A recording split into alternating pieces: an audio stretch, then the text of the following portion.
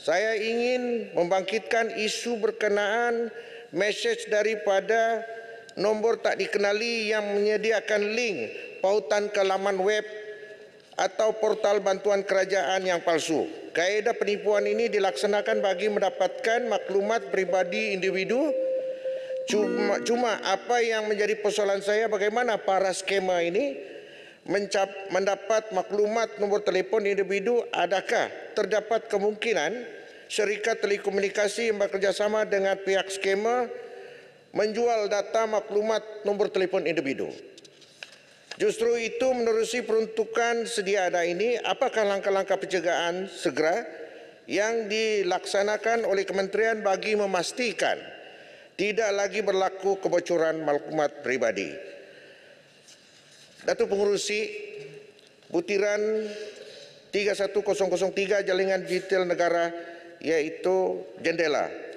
Saya menyambut baik terhadap peruntukan jaringan digital negara Jendela sebanyak 800 juta tahun 2024. Saya ingin membangkitkan isu berkenaan masalah internet dan talian telefon yang teruk di kawasan Paliman Libaran, sama ada di kawasan luar bandar maupun di bandar. Penggunaan telefon pintar yang canggih tidak membawa apa-apa kelebihan kepada rakyat kerana rakyat masih lagi perlu berjuang untuk mencari dan mendapatkan internet dan talian telefon untuk berhubung. Sebagai contoh, di kawasan Sejatiwok, Batu Tujuh dalam Paliman Libaran, iaitu berhampiran dengan lapangan terbang Sendakan, turut tidak mendapat capaian internet dan talian telefon yang baik. Justru itu, saya ingin mengetahui melalui peruntukan ini apakah langkah serta usaha yang akan dilaksanakan oleh kementerian bagi mengatasi masalah capaian internet dan talian telefon di Paliman Libaran. Sekian, terima kasih, Datuk Pengerusi. Terima kasih, Berhormat Libaran. Dipersilakan Berhormat Kasimas. Assalamualaikum warahmatullahi wabarakatuh dan salam sejahtera. Terima kasih Datuk Pengerusi di atas peluang yang diberikan kepada saya untuk turut mengambil bahagian dalam pembahasan ini. Saya mulakan dengan butiran 020300 komunikasi strategik tahun 2023 diperuntukkan 4.24 juta, manakala 2024 7.86 juta. Persoalan saya, apakah perbelanjaan di bawah item ini sehingga mengalami kenaikan yang agak tinggi pada tahun 2024, dan apakah kesegeraan yang memerlukan kepada pertambahan perbelanjaan ini? Apa beza fungsi item ini dengan JECOM yang berada di bawah Jabatan Perdana Menteri? Jika ia merupakan fungsi yang sama, saya mohon untuk mencadangkan supaya kita masukkan sahaja salah satu daripada dua item ini, dan kalau diberikan pilihan, saya nak cadangkan supaya masukkan sahaja JECOM kerana inilah sekarang masa yang sesuai. Dan terus masukkan di bawah kementerian ini sebagaimana yang telah dicadangkan oleh sahabat saya daripada Tasik Gelugur tadi. Dan ini juga sesuai dengan cadangan daripada Berhormat Menteri sendiri daripada Lembah Pantai pada tahun 2020, Disember 2020 pernah membawa usul untuk masukkan JECOM pada masa itu. Dan jika tak mampu nak masuk, kita pastikan supaya orang yang dilantik ini benar-benar berkelayakan dan mampu untuk mengetuai agensi yang penting di dalam kerajaan. Kita tidak mahu apa yang tular dalam video baru-baru ini, satu video yang sangat memalukan walaupun dalam bawah siasatan pihak polis, tetapi saya ingin menyebut ia perlu menjadi pengajaran kepada kita semua untuk melantik mana-mana pihak mengetuai agensi kerajaan. Kalau video itu benar, ia sangat mengaibkan.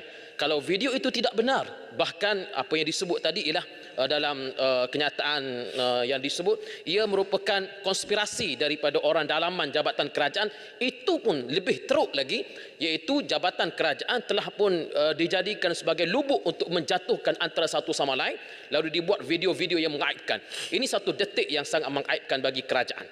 Yang kedua, butiran 060400 projek pendigitalan penyiaran nasional diperuntukkan 11.4 juta tahun 2024, sedangkan tahun 2023 tiada peruntukan untuk projek ini. Apakah pembaharuan yang dilakukan oleh kerajaan sehingga memerlukan 11.4 juta, sedangkan projek ini sudah dilancarkan pada tahun 2017 atau lebih tepat pada 7 Jun 2017 di KLCC? Adakah ia akan dilaksanakan bersama pula dengan butiran 0204 sistem penyiaran TV digital berdefinisi tinggi yang tahun ini diperuntukkan 64.74 juta daripada tiada peruntukan tahun 2023. Saya mohon Menteri dapat jelaskan. Butiran 06500 bernama diperuntukkan 1.2 juta daripada tiada peruntukan tahun 2023. Apakah kerja-kerja baru yang memerlukan peruntukan sebanyak ini daripada tiada peruntukan tahun 2023? Butiran 10007 My Creative Ventures diperuntukkan 10 juta. Saya mahu tahu apakah fokus item ini yang jika dilihat secara sepintas lalu hanya wujud di dalam bajet ini sahaja. Butiran 47000 Finas dan butiran 53000 Dasar Industri Kreatif Negara. Setakat manakah bantuan kerajaan kepada pengusaha-pengusaha filem tempatan bagi memberikan mereka galakan terus menghasilkan filem-filem yang membawa nama negara ke pentas antarabangsa? Tidak perlu untuk kita sebut kejayaan filem-filem seperti Mak Kilau dan sebagainya. Itu satu bukti kreativiti anak tempatan. Tetapi dalam masa yang sama, saya juga mahu tahu setakat mana bantuan kerajaan kepada pengusaha-pengusaha filem animasi. Filem seperti Upin Ipin, Chris Yaman Tunggal, Ejen Ali The Movie, Bobo Boy dan sebagainya. Walaupun nampak filem itu ialah filem untuk anak-anak, tetapi ia mencetuskan fenomena pecah panggung dan ia dibawa ke negara seberang. Sebab itu kalau kita lihat dari sudut kreativiti filem-filem animasi seperti ini, kita jauh meninggalkan negara jiran kita kerana kreativiti anak tempatan. Dan saya tahu ya Bapak Menteri lebih arif dalam isu ini. Butiran 020400 Agensi Puspal. Saya mohon supaya kerajaan dapat menetapkan satu garis panduan. Mana-mana kumpulan luar negara yang terang-terang mempromosi budaya yang bertentangan dengan budaya kita di Malaysia ini perlu di-ban terus daripada masuk ke Malaysia. Kita telah dikejutkan dengan perkara yang tidak diingini yang berlaku kepada program kumpulan 1975 kalau baru-baru ini.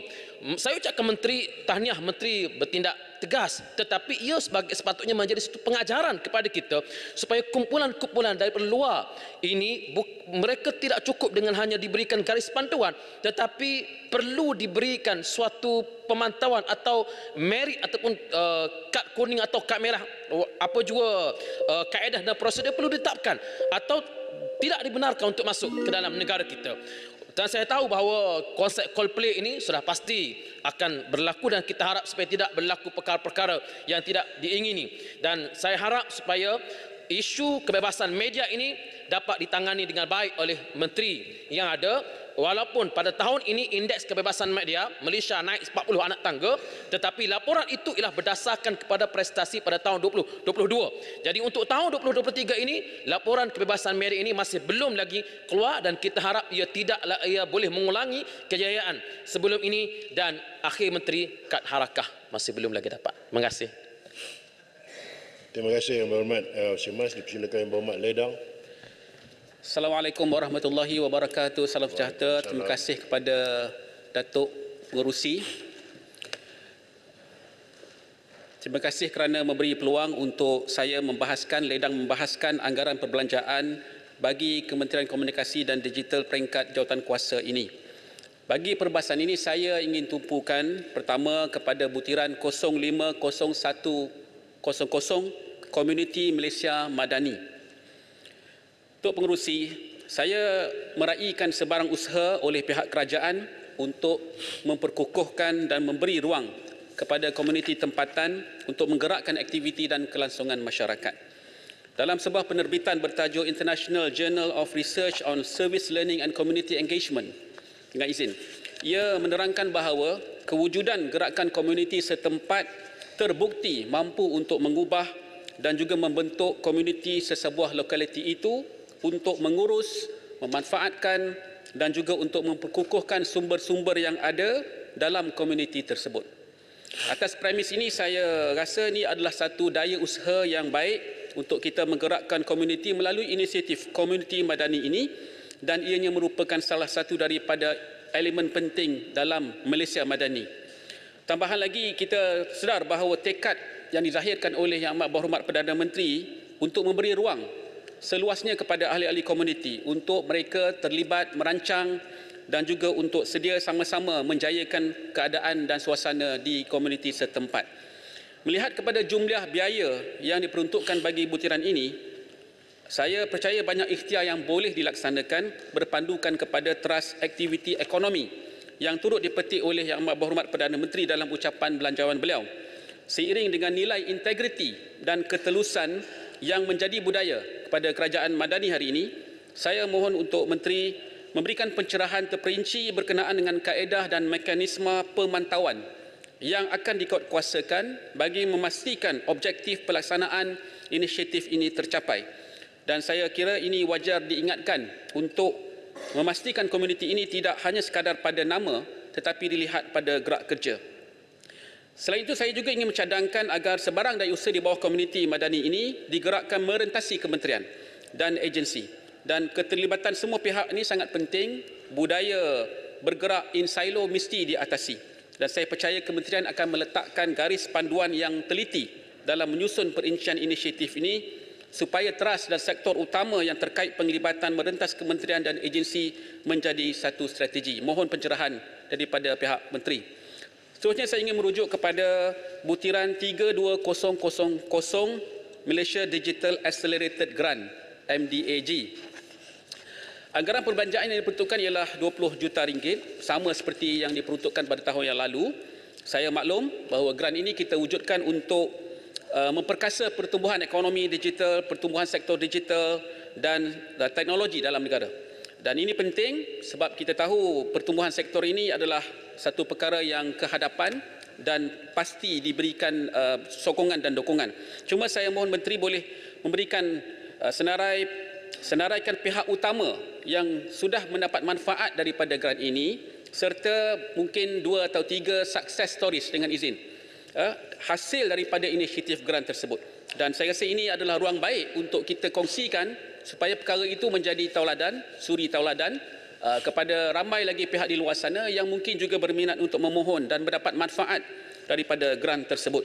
Seperti yang pernah diutarakan oleh Yang Berhormat Perdana Menteri dalam satu acara digital, usaha memperkasa sektor ini seperti ingin menggapai langit, tetapi dia juga mesti mengakar di bumi.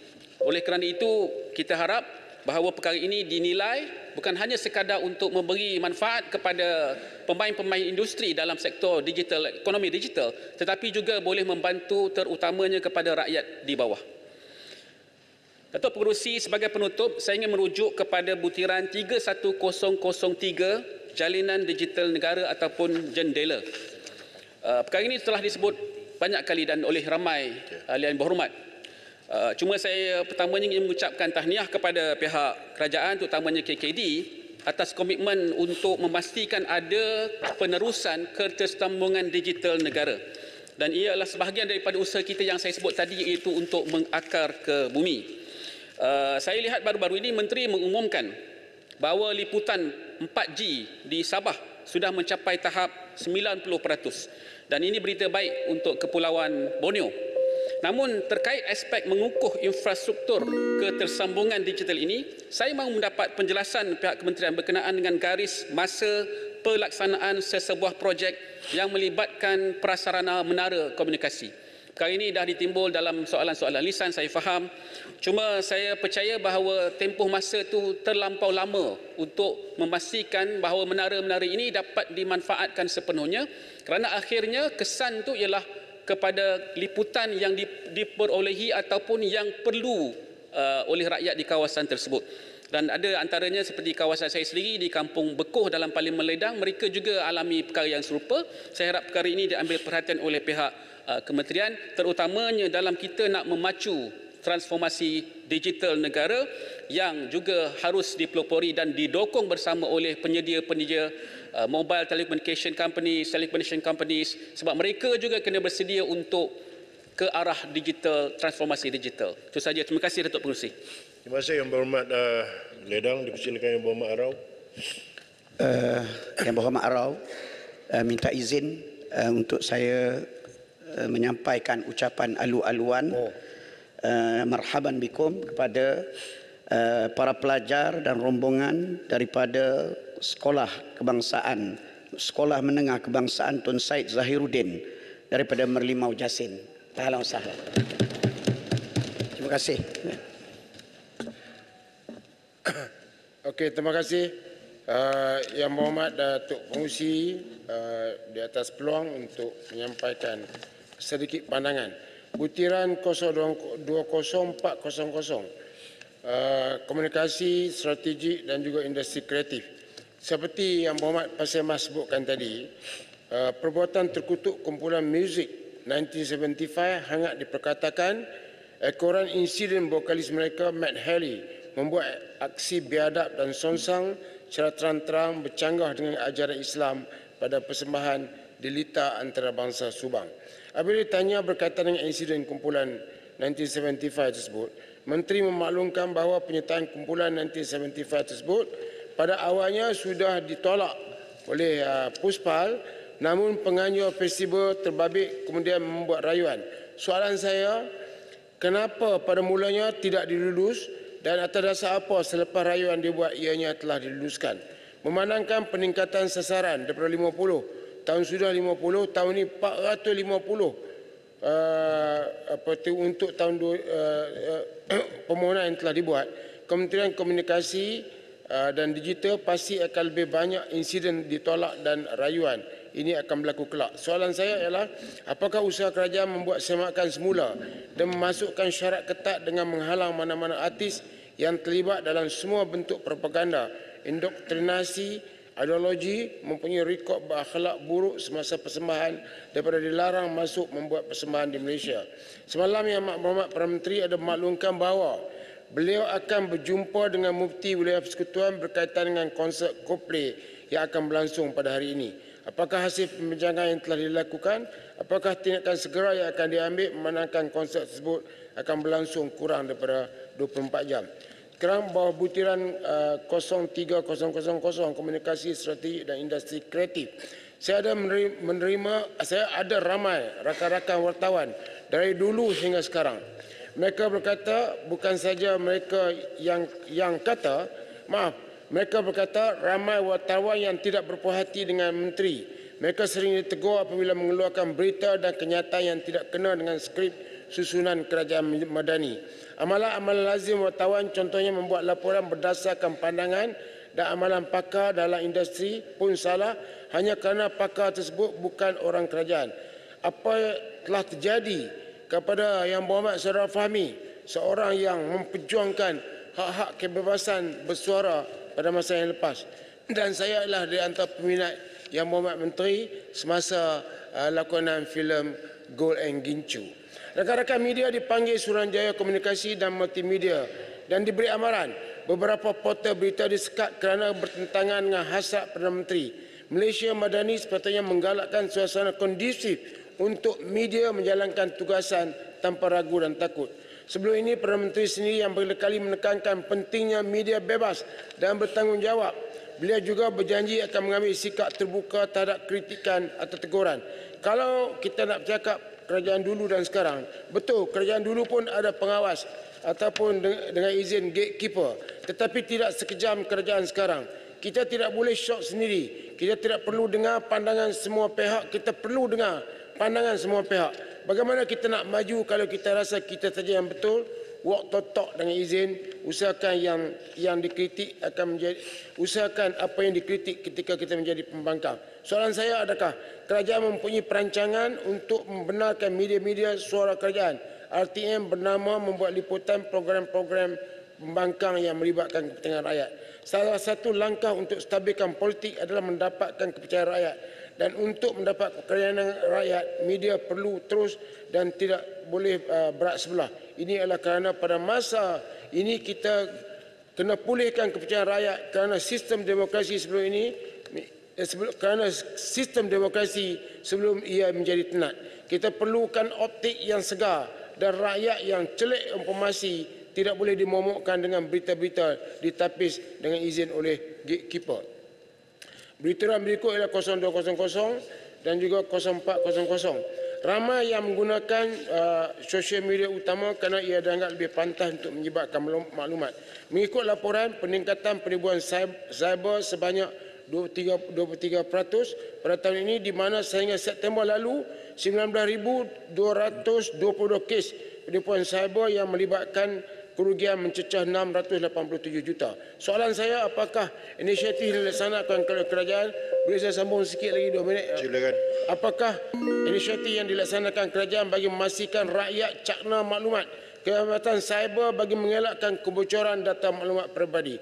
Apakah plan khusus kerajaan untuk memastikan ekosistem keselamatan cyber negara dapat terus diperkukuh sekaligus menangani ancaman jenayah cyber yang semakin meruncing? Dan apakah tindakan yang diambil bagi memastikan pengguna dalam talian mengamalkan tata cara dan penggunaan sosial media yang betul? Akhir sekali ialah 01000, iaitu saya ingin bertanya kepada kepada Yang Berhormat, apakah rasional kerajaan mengadakan program selama 3 hari setahun bersama Kerajaan Madani pada 8 hingga 10 Disember? Saya rasa sambutan demikian tidak sesuai dan mungkin tidak sensitif. Tak kala rakyat masih bergelut dengan cabaran kewangan dan sosial, PM telah menjanjikan beberapa pembaharuan termasuk dalam menangani kos sara hidup yang semakin meningkat. Jadi penganjuran sampai 3 hari ini seperti bercanggah dengan pembaruan yang nak dilakukan. Gunakan wang ini untuk pada lain yang lebih berfaedah. Inilah kali pertama saya baca teks ucapan untuk memberikan saya memperlengkapkan diri saya dalam ruang lingkup 5 minit. Terima kasih Tuan Pengerusi. Terima kasih Yang Berhormat Arau. Berikutnya saya mempersilakan Yang Berhormat Puncak Borneo. Terima kasih Datuk Pengerusi. Saya terus ke butiran 050100 Komuniti Malaysia Madani, iaitu di mana diperuntukkan ia bernilai 18.76 juta dan peruntukan ini juga dikategorikan di bawah butiran dasar baru kerajaan. Namun saya berpendapat bahawa dasar ini bukanlah dasar baru sebab dia lebih kurang sama dengan dasar lama semasa Kerajaan Pakatan Harapan, iaitu Komuniti Harapan.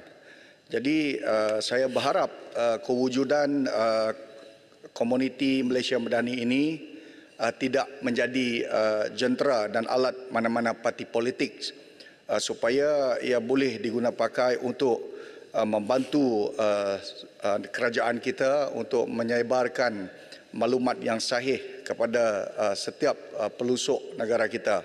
Dan saya juga memohon supaya penubuhan Komuniti Malaysia Madani ini apabila ia ditubuhkan di suatu kawasan itu haruslah berbincang dengan ahli-ahli parlimen dan adun kerajaan supaya kerjasama erat dapat dieratkan dan juga alur maklumat dan penerangan mengenai dasar dan polisi kerajaan dapat disalurkan dan diberi penerangan yang sahih dan jelas. Saya juga berpendapat bahawa baru-baru ini kita banyak menerima berita-berita palsu dan saya ingin mengucapkan sabar dan tahniah kepada Menteri dan juga Kementerian KKD yang telah banyak membuat penapisan dan mengambil tindakan. Namun setakat ini tindakan itu belum begitu berkesan. Saya juga simpati dengan TikTok yang menyebarkan berita untuk menghancurkan ekonomi negara kita, di mana mereka sama-sama melaungkan semangat untuk boikot syarikat-syarikat tertentu dan produk-produk tertentu, wahal mereka tidak tahu pun macam produk yang dikeluarkan Nestle itu bukan daripada Israel tapi daripada Switzerland, dan 6,000 pekerja Malaysia diberi jawatan oleh syarikat Nestle di Malaysia, dan mereka juga memberi sumber pendapatan kepada negara yang begitu besar. Dan sekiranya kalau semua syarikat-syarikat ini yang ditakrifkan ataupun dipikirkan terlibat dengan Israel, maka secara tidak langsung kalau kita boikot, ia boleh memusnahkan pembangunan dan kepesatan ekonomi negara kita, dan kesannya begitu besar kepada negara ini dan juga rakyat kita. Dan saya juga beralih kepada butiran 31003 Jalinan Digital Negara ataupun Jendela, iaitu peruntukan sebanyak 800 juta. Saya ingin mengucapkan ribuan terima kasih kepada usaha Menteri. Saya faham Menteri seorang yang begitu gigih dan prihatin dan berjiwa besar untuk menyelesaikan masalah ini. Tetapi setakat ini permasalahan ini belum selesai dengan begitu sempurna. Dan saya ingin berpesan kepada MC-MC kalau mereka mempunyai masalah di kawasan mengenai pengambilan tanah dan sebagainya untuk membina tower, dan sekiranya mereka mempunyai segala obstacle dengan izin, boleh berhubung dengan adun ataupun ahli parlimen supaya kita boleh bantu menyelesaikan mereka untuk mendapatkan tapak-tapak yang sesuai. Dan sekiranya ada telco-telco yang ingkar untuk pergi ke kawasan yang tidak ada banyak subscriber kerana mereka tidak mengatakan tempat itu tidak menguntungkan untuk masuk, jadi mungkin MC-MC ataupun kementerian harus mengambil tindakan. Kalau boleh kita batal saja lesen mereka, sebab kalau tidak mereka tidak ada sense of responsibility to provide the CSR services. Jadi kita tidak boleh berpandangan untuk melihat keuntungan semata-mata. Dan saya juga ingin beralih kepada butiran 47000 iaitu butiran Finas, iaitu peruntukan berjumlah 81.3 juta, di mana peruntukan ini amat besar. Dan saya juga berharap agar kerajaan ataupun KKD dapat memberi peruntukan geran kepada penggiat pengusaha pengeluaran filem, syarikat-syarikat. Banyak daripada mereka mengeluh kerana kos pembikinan filem yang begitu besar dan mereka sangat kurang diberi bantuan oleh pihak kerajaan dan mana-mana pihak. Jadi kalau boleh kita berikan peruntukan mereka ini berbentuk geran supaya mereka boleh mengeluarkan filem yang bertaraf tinggi. Dan saya juga ingin berpesan kepada pihak Finas, kalau buat penapisan itu, buatlah penapisan itu jangan terlalu keras, kerana kadang-kadang kalau penapisan filem itu terlalu keras, dia menyebabkan filem itu tiada commercial value, dan kreativiti dan inovasi yang diketengahkan dalam filem itu tidak menyelah, dan itu menyebabkan industri perfilman negara kita begitu mundur. Dan kalau kita lihat sebenarnya kita banyak mempunyai bakat-bakat yang amat berbakat dan berpotensi, seperti yang kita lihat di kejayaan anak-anak Malaysia seperti saudara Henry Golding, Tan Sri Michelle Yeoh dan juga Claudia Wells. Mereka ini boleh melakukan dan memperagakan dan memperwatakkan filem-filem yang begitu baik di Hollywood, dan sudah semestinya kalau kita memberi mereka ruang dan juga kita memberi ruang sepenuhnya dan kreativiti sepenuhnya kepada pembikin filem ini, dan anak-anak tempatan kita sudah pastinya mereka boleh menjadi satu bakat dan satu filem yang boleh bertanding di peringkat antarabangsa. Oleh dengan itu, saya dengan ini memohon dan merayu supaya segala pandangan saya diberi pertimbangan, dan saya sekali lagi ingin mengucapkan terima kasih kepada Menteri KKD dan seluruh warga KKD. Saya faham mereka ini memang berusaha sebaik mungkin, tetapi perlu berusaha dengan lebih banyak lagi sebab belum banyak benda yang dicapai setakat ini. Dengan itu sekian, terima kasih. Terima kasih Yang Berhormat Pencok Borneo. Saya mempersilakan Yang Berhormat Pasir Putih. Assalamualaikum warahmatullahi wabarakatuh dan salam sejahtera. Terima kasih Tuan Pengerusi. Pertamanya saya ingin menyentuh di butiran 020900 berkenaan dengan Perbadanan Kemajuan Filem Nasional Malaysia Finas, di mana kalau kita perhatikan kepada perjalanan filem di dalam negara kita ini, boleh kita sebut seolah-olah tidak ada satu hala tuju negara yang jelas.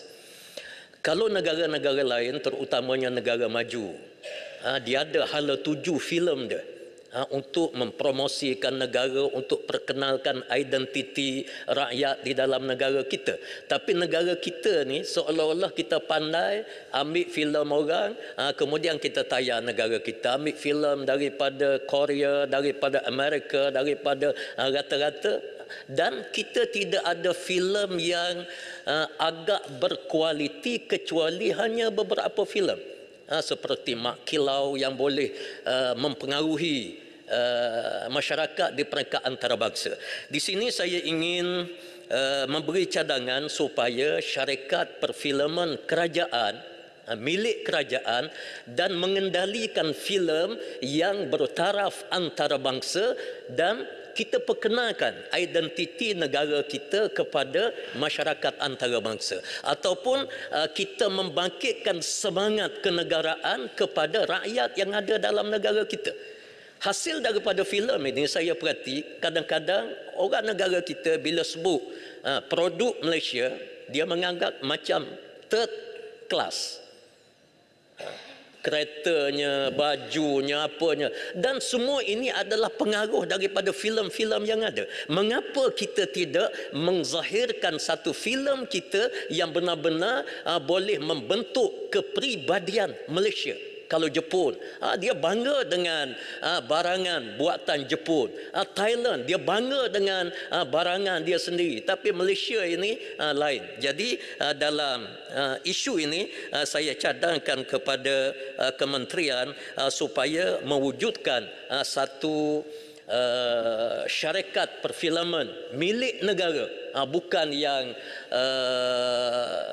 milik secara individu tapi milik kerajaan di bawah kementerian yang mampu mengeluarkan filem-filem yang berkualiti. Seterusnya di butiran 030300 teknologi komunikasi, di sini saya ingin sentuh satu perkara yang belum disentuh oleh sahabat-sahabat lain, iaitulah panggilan telefon romi di luar negara. Romi ini pengalaman saya yang berjalan banyak negara. Jadi kalau pergi ke Mekah is okay, very good. Dia punya line dia is very clear. Tapi kalau pergi sebelah India, Pakistan, sebelah Thailand, sebelah Indonesia, baru ni saya pergi banyaklah Hong Kong, out. Tapi bila kita masuk melalui internet, terus dia potong. Potong dia punya bayaran terus ambil. Jadi pihak kementerian perlu pantau perkara ini, jangan sampai pihak saya pakai Celcom, Celcom kena ada warning juga kepada Celcom ini. Dia charge jangan main. Tapi perkhidmatan dia CSR services ini out. Jadi tak bolehlah macam tu. Jadi kementerian harus tengok. Dan yang terakhir yang saya nak sebut di bawah 030300 juga, iaitulah berkenaan dengan pemancar telekomunikasi ataupun menaranya, yang kadang-kadang menara ada tetapi lainnya tidak ada.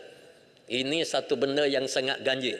Saya kira kementerian boleh panggil syarikat-syarikat telekomunikasi yang ada dalam negara kita ini supaya mereka tidak bisnes perkara ini dengan syarikat dia saja. Dia kena ada ganding bahu di antara satu sama lain. Menara milik, katakanlah milik Celcom, tapi biarlah Maxis boleh pasang dia punya pemancar dan seumpamanya. Lagi pula dia boleh menjimatkan kos, dan tentunya bila kos itu jimat, maka bil yang dikenakan kepada rakyat dalam negara kita pun perlu diturunkan.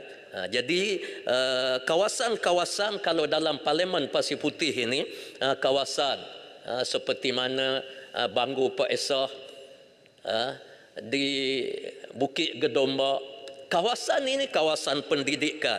Sekolahnya banyak, ada college, ada industri-industri kecil yang diusahakan oleh rakyat yang memerlukan kepada cover 5G, ataupun kalau tak 5G pun biarlah cover internet tu biar clear. Jadi kawasan-kawasan pembangunan yang seumpama ini saya minta daripada pihak kementerian supaya ambil cakna. Dan kawasan ini adalah kawasan padat penduduk. Dan kawasan ini juga terkenal dengan pelancongannya. Kalau pelancong pergi, orang luar pergi, sangat memalukan. Lain, langsung tidak ada. Jadi saya minta supaya pihak kementerian ambil cakna perkara ini.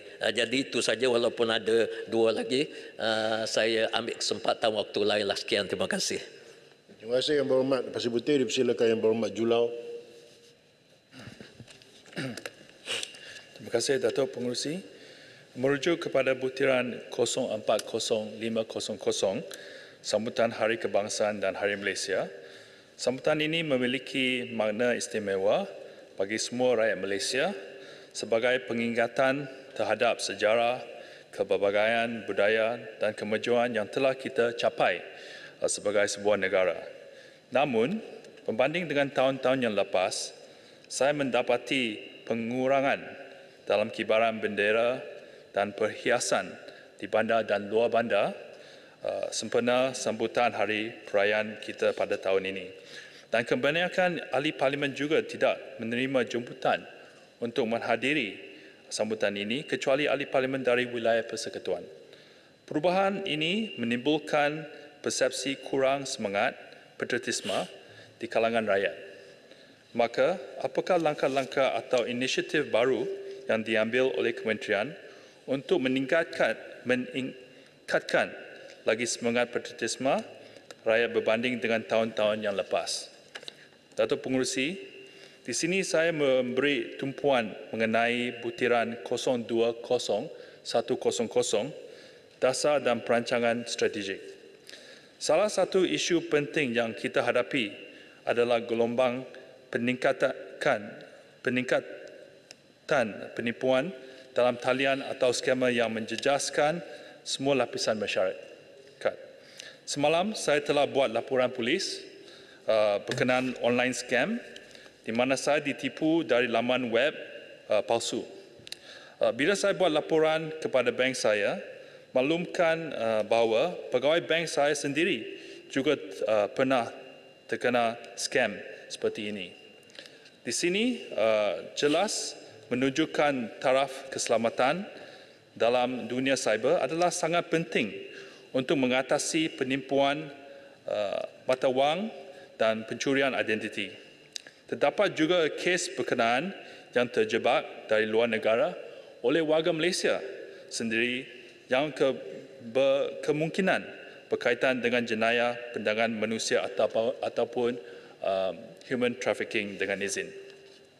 Datuk Pengerusi, Jurong, Kota Melaka belakang sini, tentang skam penipuan ini, adakah Jurau setuju dengan saya supaya kita perlu ubah undang-undang yang sedia ada, di mana apabila berlakunya skam ini, kerugian pelanggan ataupun account holder itu juga harus ditanggung oleh pihak bank. Kalau begitu, barulah bank akan ambil berat tentang skam-skam ini. Terima kasih. Terima kasih Kota Melaka. Saya sangat setuju. Dan bila saya tanya kepada kes saya sendiri, kes bank kata itu adalah tanggungjawab saya dan saya tak boleh claim. Saya rasa itu yang ada satu kesalahan dan kita perlu bertukar ke akta-akta yang dicadangkan daripada Kota Melaka. Terima kasih. Datuk Pengerusi, pada tahun 2019, saya bersama dengan kumpulan rakan media telah pergi ke Kemboja untuk membantu dalam pembebasan tahanan 47 warga Malaysia yang dipenjarakan di Siem Reap akibat pertuduhan skam, penipuan dan menjalankan aktiviti perjudian dalam talian secara haram. Keputusan rasmi untuk pembebasan oleh kerajaan Kemboja diluluskan setelah mendapati semua tahanan itu telah ditipu oleh sindiket ejen pekerjaan dan pembendahan manusia. Namun, saya percaya mereka dibebaskan kerana tekanan diplomatik dari Wisma Putra. Dari pemerhatian saya, golongan individu dalam tahanan ini juga terlibat dan bertanggungjawab atas jenayah sindiket ini. Di mana all the so-called victims here are also the scammers dengan izin. Dan seorang dua adalah kepala sindiket. Tetapi tiada susulan siasatan lanjut dan tiada tindakan hukuman punitif terhadap mereka setelah tiba di Malaysia. Walaupun isu ini adalah di bawah kementerian yang berlainan, namun pihak Kementerian KKD juga secara tidak langsung terlibat dalam hal ini.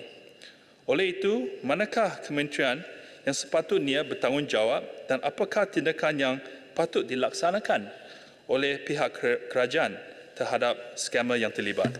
Di sini saya meminta penjelasan dari kementerian bagaimanakah dana yang diperuntukkan di ini dapat memberi langkah untuk meningkatkan lagi prosedur SOP yang lebih tegas bukan saja untuk tujuan menyelamat malah melindungi warga Malaysia yang tidak bersalah melalui dunia cyber. Sekian pohon penjelasan YB Menteri. Terima kasih.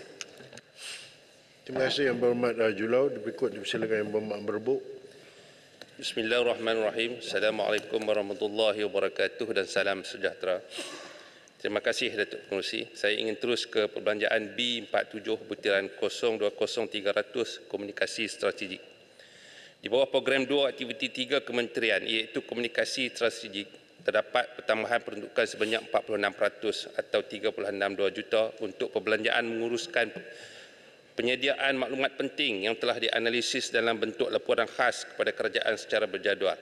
Saya ingin tahu apakah bentuk laporan khas yang dimaksudkan tersebut yang akan disediakan oleh kementerian, sedangkan jika kita lihat di sini tiada pertambahan dari segi bilangan jawatan untuk tahun ini dan tahun hadapan, iaitu sebanyak 71. Dan apakah impak yang positif yang telah diperolehi daripada laporan-laporan tersebut ini kepada kerajaan. Seterusnya, butiran 020-400 Agensi Pusat Permohonan Penggambaran Filem dan Persembahan Artis Luar Negara Puspal. Saya tertarik untuk membahaskan perkara ini kerana pada malam ini akan berlangsung konsert artis antarabangsa daripada kumpulan Coldplay yang turut dibintangi sebelum ini oleh Mufti Wilayah Persekutuan Datuk Lokman Abdullah yang menggesa penganjur membatalkan konsert Coldplay yang dijadualkan berlangsung di Stadium Bukit Jadil pada malam ini kerana katanya band itu menyokong kumpulan lesbian, gay, bisexual dan transgender LGBT yang jelas bertentangan dengan nilai murni serta budaya masyarakat Malaysia. Sumber berita adalah daripada Astro Awani Online bertarikh 21 November 2023 oleh Hasimi Muhammad yang bertajuk Konsert Coldplay, PM Anwar akan bincang dengan Mufti Wilayah.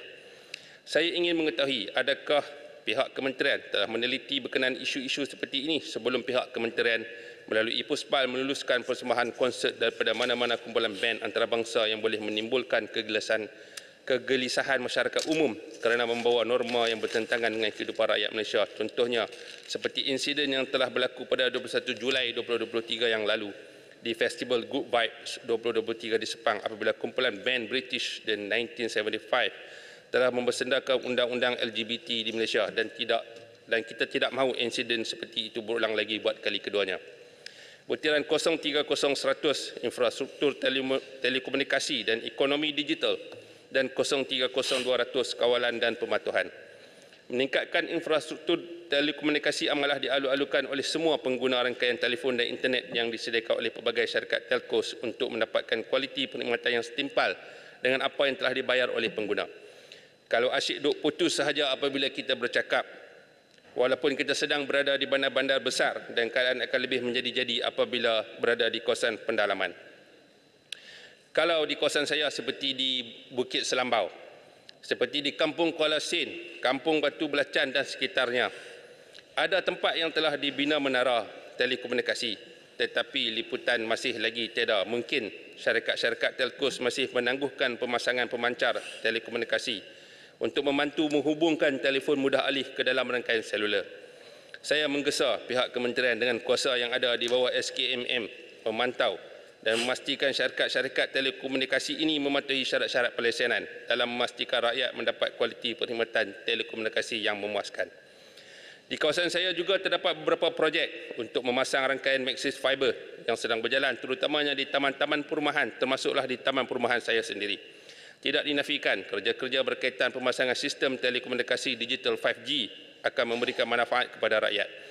Namun, kerja-kerja pemasangan infra yang berkaitan telah menyebabkan nilai kecantikan aesthetic value dengan izin telah rosak apabila tiang-tiang yang ditanam di hadapan rumah telah merosakkan pemandangan di sepanjang laluan infra ini. Kerja-kerja ini juga telah menyebabkan kerosakan dan gangguan pada sistem utiliti sedia ada seperti air dan elektrik serta kualiti pelaksanaan kerja-kerja ini tidak memuaskan. seperti merosakkan landscape penduduk, soil erosion dan pelbagai masalah lain lagi. Saya memohon pihak kementerian memantau syarikat-syarikat telkos ini untuk lebih berhati-hati dan mengikut peraturan dan sensitiviti penduduk apabila menjalankan kerja-kerja infra seperti ini. Seterusnya, Tan Sri Datuk Pengerusi, butiran 31033 Jendela. Peruntukan perbelanjaan untuk projek Jalan Jendela adalah komponen yang paling besar menerima peruntukan, iaitu sebanyak 800 juta. Peningkatan kesaling hubungan dan perkhidmatan komunikasi berkualiti pengguna secara keseluruhan. Ia juga menjurus kepada meningkatkan kualiti kehidupan rakyat, kesinambungan ekonomi ke arah ekonomi digital dan mempersiapkan negara ke arah 5G nation dengan izin. Tapi untuk mengakses rangkaian 5G, anda memerlukan telefon yang dilengkapi dengan chipset 5G. Sebelum ini, menurut Menteri, pakej 5G ramah akan memberikan sekurang-kurangnya 60 GB data plan 5G berharga RM60 sebulan. Mohon sikit lagi. Telefon pintar 5G pula berharga paling tinggi RM240 dengan kontrak plan selama 24 bulan dan peranti diberi selama 2 tahun. Bermula 31 Ogos yang lalu, syarikat telekomunikasi utama di Malaysia telah mula menawarkan pakej 5G ramah dengan plan 5G dan pilihan beberapa peranti 5G. Tapi selepas itu kelihatan pakej 5G ramah tidak mendapat sambutan yang hangat di kalangan pengguna. Ini kerana ada yang mengatakan mereka yang mahu mendaftar pakej 5G ramah tetapi mereka perlu membuat pembayaran lebih daripada apa yang telah dijelaskan oleh Menteri. Saya ingin penjelasan daripada Menteri, kenapakah perkara seperti ini terjadi dan kenapakah terdapat cas yang tersembunyi daripada syarikat-syarikat telekomunikasi utama ini. Dan adakah pakej 5G ramah ini berbaloi dan mampu untuk dimiliki seperti yang disasarkan oleh kerajaan? Sekian, terima kasih. Terima kasih Yang Berhormat Merbuk. Dipersilakan Yang Berhormat Bangi. Terima kasih Datuk Pengerusi. Assalamualaikum warahmatullahi wabarakatuh. Salam Malaysia Madani. Saya mulakan dengan mukadimah Datuk Pengerusi. Kita sekarang ni hidup dalam satu era di mana kerajaan tidak ada lagi monopoli ke atas maklumat. Dengan adanya media sosial yang begitu banyak sekarang, kerajaan hanyalah salah satu daripada saudagar maklumat. Malahan kerajaan harus bersaing dengan saudagar-saudagar maklumat lain untuk menyampaikan maklumat. Oleh itu, Datuk Pengerusi, kita tak boleh bergantung hanya kepada pihak kerajaan ataupun agensi-agensi untuk menyalurkan maklumat. Malahan saya boleh kata, kadang-kala satu maklumat tu kalau disampaikan oleh pihak kerajaan, ada kecurigaan ataupun skeptisism terhadap pihak kerajaan itu. Jadi kadang-kadang lebih baik untuk yang nak sampaikan maklumat tu adalah mungkin orang dalam komuniti ataupun pempengaruh atau influencer dan sebagainya. Jadi di sini saya melihat kita perlu memperkasakan atau dalam bahasa Inggeris dan dengan izin empower orang ramai untuk pertamanya sebarkan maklumat yang sahih dan keduanya perbetulkan atau dengan izin debunk maklumat yang salah. Jadi sehubungan dengan ini, saya ingin terus merujuk kepada kod 050-100 Komuniti Malaysia Madani. Saya melihat ini sebagai satu inisiatif Datuk Pengerusi di bawah KKD yang baik yang mana ia telah dilancarkan pada tahun ini. Saya melihat objektifnya adalah bagi penyaluran maklumat kerajaan dan di situ dikatakan ada 3 teras utama. Memasarkan maklumat kerajaan, mendigitalkan ekonomi, komuniti dan memupuk semangat perpaduan patriotik dan kenegaraan. Saya menyambut baik inisiatif ini kerana saya melihat ini satu inisiatif untuk merakyatkan penyebaran maklumat di peringkat komuniti.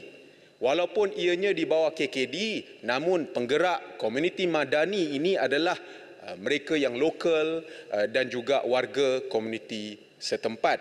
Datuk Pengerusi, kita sebenarnya harus tangani misinformation, disinformation dan malinformation dengan izin melalui program-program seperti program komuniti madani ini. Dan ini adalah amat dialu-alukan dengan peruntukan sebanyak 18.7 juta untuk tahun hadapan.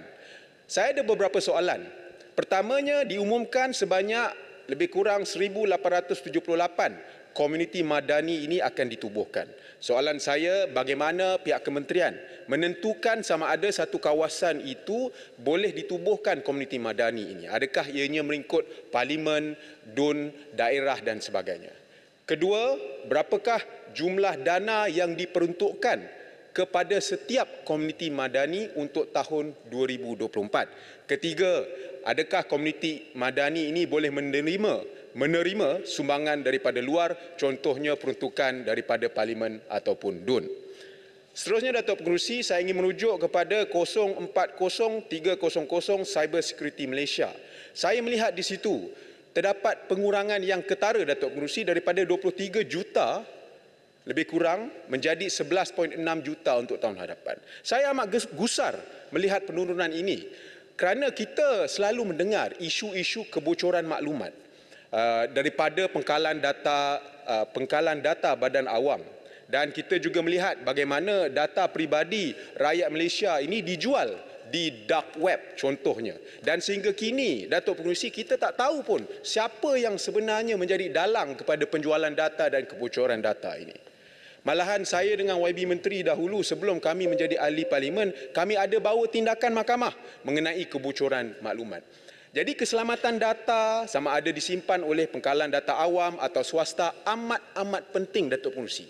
Dan CSM sendiri telah mengeluarkan laporan bertarikh 25 Oktober 2023 bahawa kerajaanlah yang paling banyak mengalami data breaches dengan izin pada 6 bulan pertama tahun ini. Jadi dalam keadaan ini, pengurangan peruntukan CSM seperti memberi satu mesej bahawa kerajaan memandang enteng tentang isu keselamatan cyber. Jadi saya mohon supaya pihak kementerian menjelaskan mengapa terdapatnya penurunan ketara untuk peruntukan CSM bagi tahun hadapan.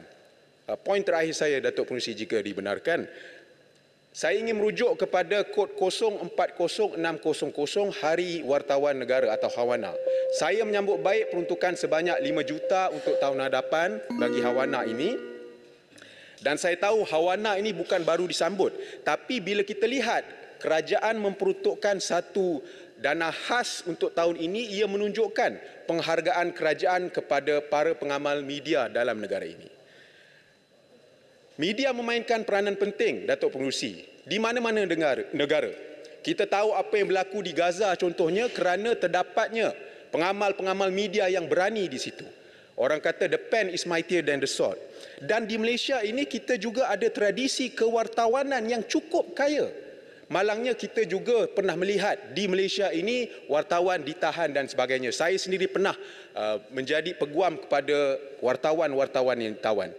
Jadi penghargaan yang diberikan melalui Hawana ini adalah penting, dan saya harap bahawa kita bukan hanya ada satu event yang besar-besaran, tetapi ada juga pengisian bagi Hawana ini dengan peruntukan yang ada ini supaya kita boleh bawa kewartawanan dalam Malaysia ini ke satu peringkat yang the next level dengan izin, supaya kita letak kewartawanan di Malaysia ini di tempat yang sepatutnya. Itu saja perbahasan saya pada pagi ini. Datuk Pengerusi, sekian. Terima kasih. Terima kasih Yang Berhormat Bangi. Dipersilakan Yang Berhormat Kuala Krai. Bismillahirrahmanirrahim. Terima kasih Datuk Pengerusi kerana memberi kesempatan kepada Kuala Krai untuk turut sama dalam perbahasan perangkat jawatankuasa Kementerian Komunikasi dan Digital. Saya ingin menyentuh butiran P47 31003 jendela. Menurut jawapan bertulis pihak Kementerian semalam 21 November 2023, terhadap soalan saya berkaitan status terkini projek jendela di kawasan Parlimen Kuala Krai, PSKMM telah menjalankan audit kualiti di 9 lokasi di Parlimen Kuala Krai. Hasil audit masih dalam peringkat analisis. Saya berharap analisis ini dapat dipercepatkan kerana setakat hari ini ternyata kualiti serta penambahbaikan yang diharapkan tidak tercapai, bahkan malah semakin teruk. Beberapa kawasan yang dahulunya tidak mempunyai masalah talian dan capai internet kini terputus apabila kita melaluinya. Misalnya di cabang Sungai Durian sehingga ke Batu Jung, tengah bercakap putus line. Saya dimaklumkan terdapat sebanyak 46 penalti yang berjumlah 6,550,000 telah dikenakan kepada syarikat telco yang gagal memenuhi standard mandatory pada tahun 2022. Saya ingin tanyakan ke manakah duit denda ini disalurkan dan apakah yang pengguna dapat daripada denda tersebut. Adakah denda ini berkesan dalam usaha meningkatkan kualiti capaian internet? Dan apakah perkembangan terkini selepas tindakan tersebut diambil? Mengikut jawapan yang diberikan kepada saya, sebanyak 7 buah daripada 31 buah menara telah siap dan beroperasi di Kuala Kerai setakat suku ketiga tahun 2023. Soalan saya, bolehkah pihak kementerian nyatakan lokasi 7 menara yang telah siap dan bilakah jangkaan baki 24 lagi menara akan dapat disiapkan?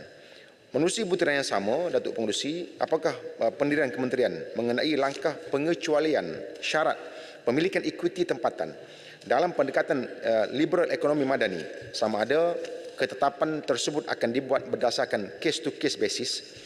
Ini mengambil kira syarikat seperti Tesla dan Starlink Internet Services Malaysia Sdn Bhd yang masing-masing telah diberikan pengecualian penuh pemilikan asing oleh kerajaan.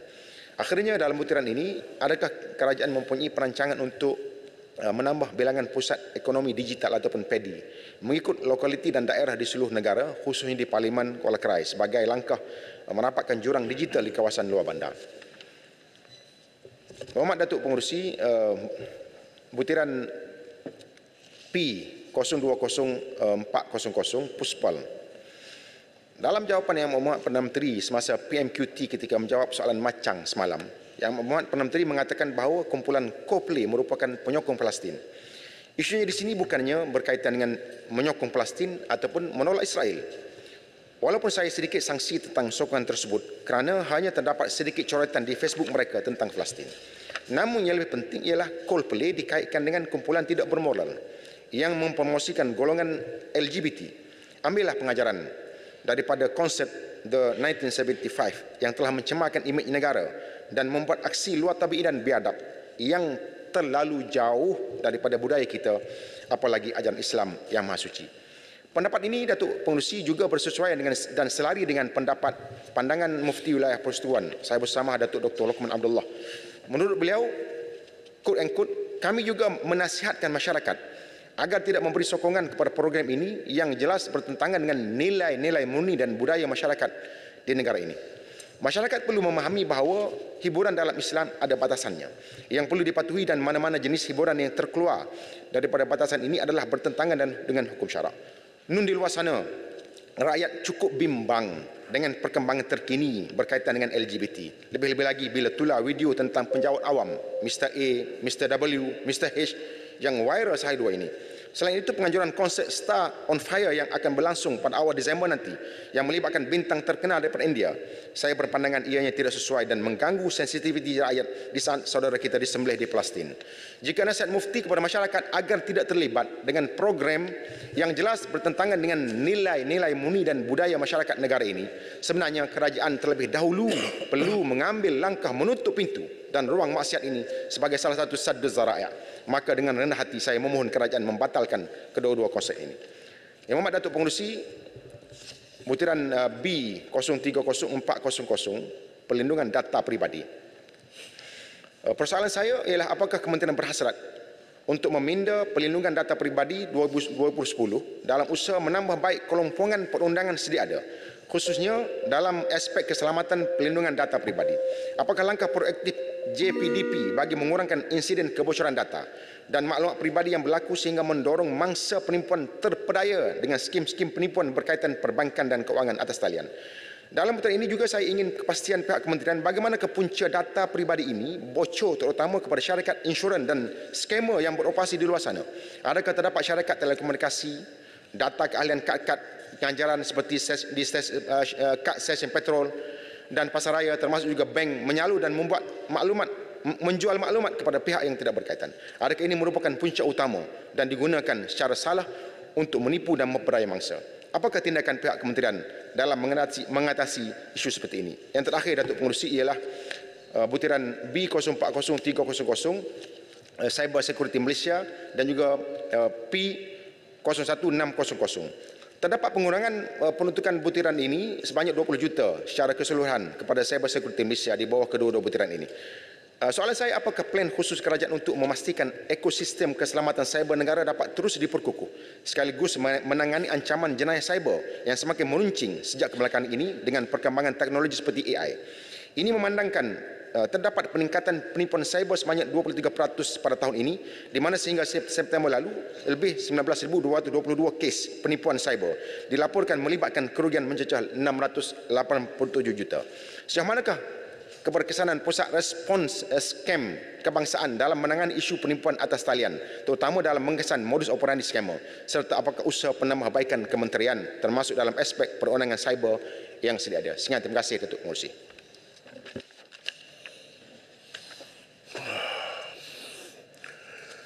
Terima kasih Yang Berhormat Khul Krai.